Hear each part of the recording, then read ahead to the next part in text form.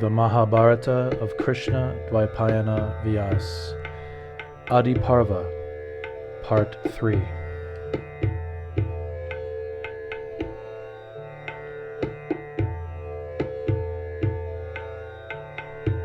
While Ganga Devi and the Vasus had been busy finalizing their arrangements, Maharaj Pratipa, meanwhile, had been performing austerities at the source of the Ganges for many years.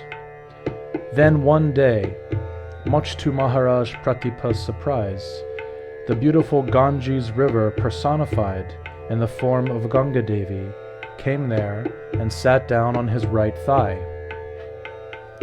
The astonished king inquired, "My dear woman, what is your intention?" To which Ganga Devi replied, "I have come here desiring to be your wife."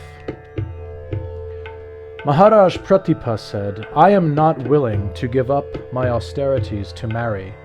Besides, one's right thigh is supposed to be the seat for a daughter or a daughter-in-law, whereas the left thigh is meant for the wife. You have seated yourself on my right thigh, and for this reason and others, I request you to become the wife of my future son."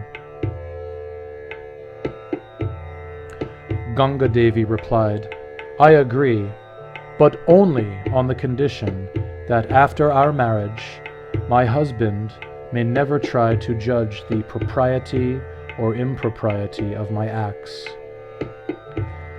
When Maharaj Pratipa gave his consent, Ganga Devi disappeared from view. Thereafter, in due course of time, the king's wife gave birth to a son. This boy, who had in a former life been Mahabisa, was given the name Shantanu because he had been conceived while his father was engaged in controlling his senses by the execution of austerities. When Shantanu grew up, Maharaj Pratipa described to him his meeting with Ganga Devi and then said, "I had arranged for you to marry this beautiful celestial girl, and so you should accept her as your wife whenever you happen to meet her. But let me warn you, never judge the propriety or impropriety of her actions, for if you do, then she will leave immediately." Soon after this, Maharaj Pratipa installed Shantanu upon the royal throne so that he could retire to a holy place. Shantanu then became addicted to hunting, and because of this, he spent most of his time in the forest. One day, as Shantanu was roaming about on the banks of the Ganga, he happened to meet a beautiful girl that appeared to be wandering at will. As soon as he saw her, Shantanu felt great delight at heart, and he intently gazed at her. Ganga, the girl, also became attracted, and so smilingly glanced at him. Thereafter, when Maharaj Shantanu asked Ganga Devi to become his wife, she remembered her promise to the Vasus. She then said, "I am willing to marry you, provided that you agree to fulfill my conditions. You must never interfere with whatever I do, whether it be agreeable or disagreeable, nor should you ever address me unkindly. Indeed, if you ever speak to me reproachfully, then I will leave you at once." Having come completely under the sway of Ganga Devi's celestial beauty, Maharaj Shantanu agreed to her demands without giving the matter proper consideration, nor even knowing her actual identity. Thereafter, the newly wedded couple began to enjoy life together with great pleasure. Indeed, Maharaj Shantanu was so enraptured with his wife's feminine charms that he could not even discern how time was passing. As a result of his conjugal engagement, Maharaj Shantanu begot 7 sons, one after the other. However, each time, Ganga Devi threw the newborn baby into the Ganges river while saying, "This is for your good, my little child." Although Maharaj Shantanu certainly became very disturbed each time Ganga drowned their newborn son, he dared not object. Remembering his promise to her at the time of his marriage, the king remained silent out of fear that his wife would leave him. However, when Ganga was about to drown their 8th son, Maharaj Shantanu could no longer restrain his anger, and so he exclaimed, "Hard-hearted woman, desist from this cruel act!" Hearing this, Ganga Devi spared the child, but then said, "O king, I am the celestial goddess Ganga Devi, and these 8 children that we conceived are the 8 Vasus, who had been cursed to suffer human births. Your reproachful words have also freed me from a curse, and so I shall now return to heaven." As Ganga Devi prepared to depart, Shantanu asked her why the Vasus had been cursed, and so she narrated the story as follows.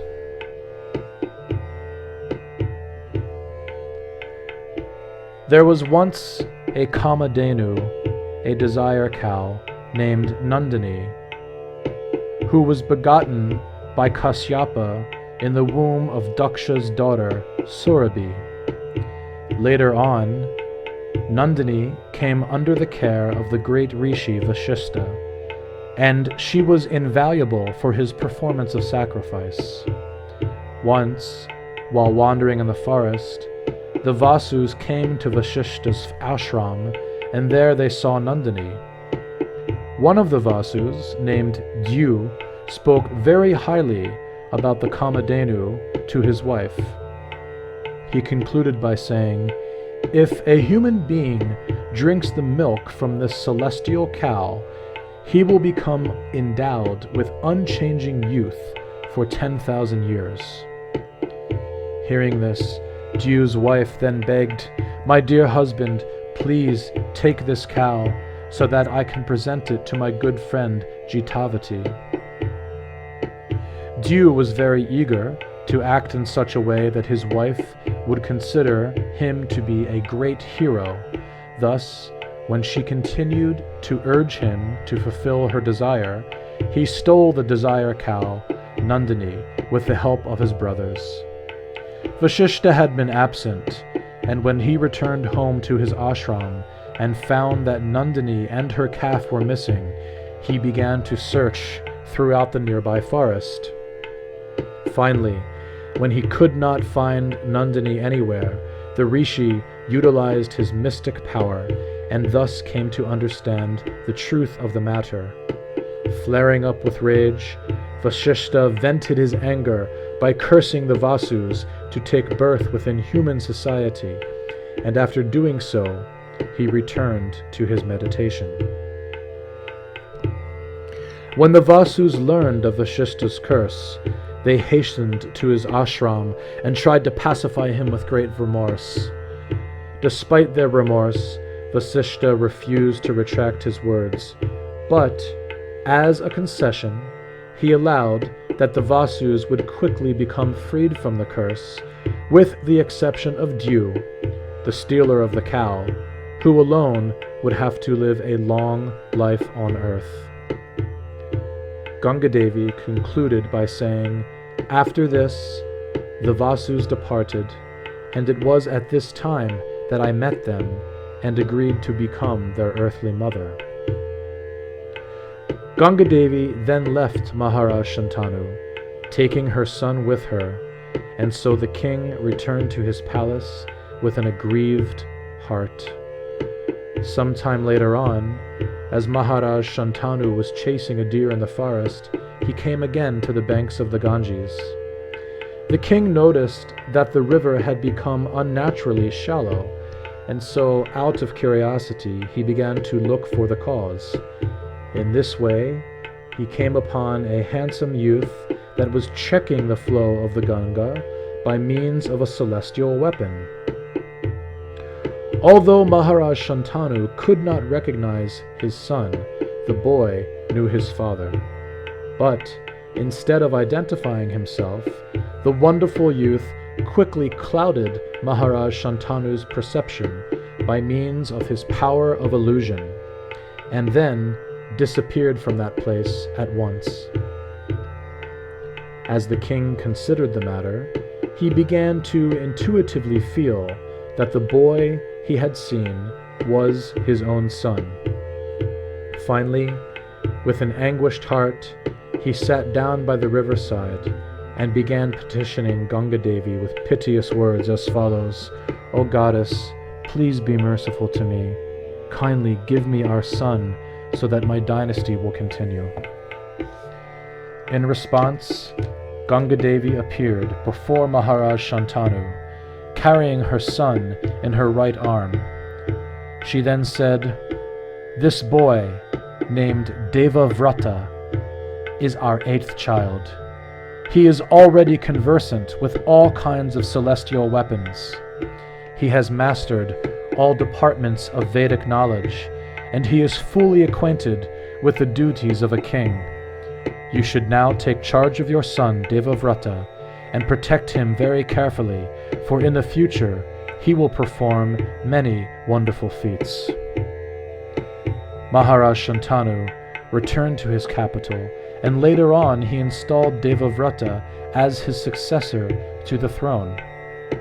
Then, 4 years later, as Maharaj Shantanu was hunting in the forest along the banks of the Yamuna River, he perceived an enchantingly sweet smell that immediately aroused his interest.